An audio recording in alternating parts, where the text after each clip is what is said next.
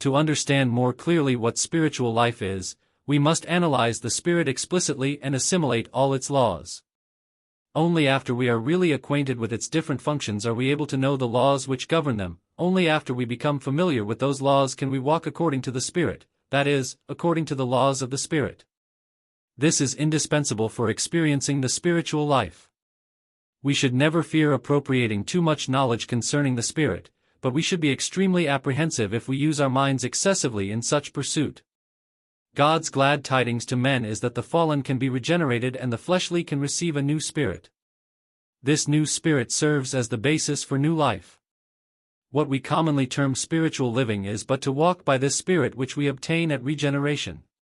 It is something to be deplored that believers are so ignorant of the functions of the Spirit as well as of other matters pertaining to it. Although they may know the relationship of the Spirit to man in name, they are unable to identify their spirit in experience. Either they do not realize where their spirit is or else they interpret their own feelings or thoughts to be functions of the Spirit. An analysis of its functions hence becomes absolutely essential, for without them no believer can move according to the Spirit. The functions of the Spirit. Mention was made previously that the functions of the Spirit could be classified as intuition, communion, and conscience.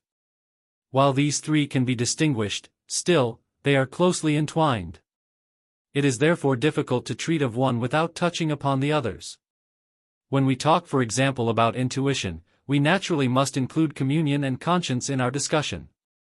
Thus, in dissecting the Spirit we necessarily must look into its triple function. Since we have seen already how the Spirit comprises these three abilities, we shall proceed next to uncover what they are in order that we may be helped to walk according to the Spirit. We may say that such a walk is a walk by intuition, communion, and conscience. These three are merely the functions of the Spirit. Furthermore, they are not the only ones. According to the Bible, they are but the main functions of the Spirit. None of them is the Spirit, for the Spirit itself is substantial, personal, invisible. It is beyond our present comprehension to apprehend the substance of the Spirit. What we today know of its substance comes via its various manifestations in us. We will not attempt here to solve future mysteries but only attempt to discover spiritual life. Sufficient for us is the knowledge of these abilities or functions and of the way to live by the Spirit. Our spirit is not material and yet it exists independently in our body. It must therefore possess its own proper substance, out of which arise various abilities for the performance of God's demands on man. Hence what we endeavor to learn is not the substance but the functions of the Spirit.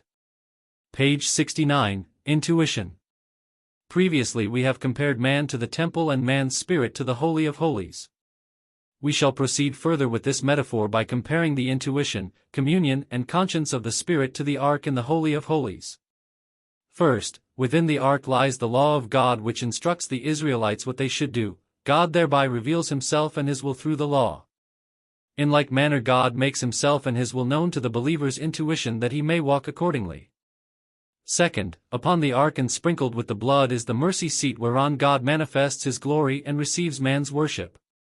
Similarly, every person redeemed by the blood has the Spirit quickened. Through this quickened Spirit he worships and communes with God. As God formerly communed with Israel on the mercy seat, so he today communes with the believer in his blood-cleansed spirit. Third, the ark is called the Ark of Testimony, because therein are kept the 10 Commandments as God's testimony to Israel.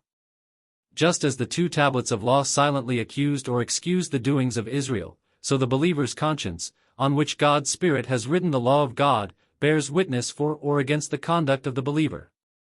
My conscience bears me witness in the Holy Spirit, Rom 9.1. Observe with what respect the Israelites paid the ark. In crossing the Jordan River they had no other guidance save the ark, but they followed it without hesitation. In fighting against Jericho, they did nothing except march behind it. Later, they could not stand before the Philistines when they tried to use the ark according to their way. Was not Uzzah smitten to death as he put out his fleshly hand to hold the ark? How joyful Israel was when they had prepared a habitation for it. P.S. 132. These incidents ought to teach us to be exceptionally careful with our ark, which is our spirit with its threefold functions. If we walk in this fashion, we shall have life and peace. If we allow the flesh to interfere, we can encounter nothing but total defeat. victory depended not on what or how Israel thought but on where the ark led. Spiritual usefulness lies in the teaching of our intuition, communion and conscience and not in the thought of man.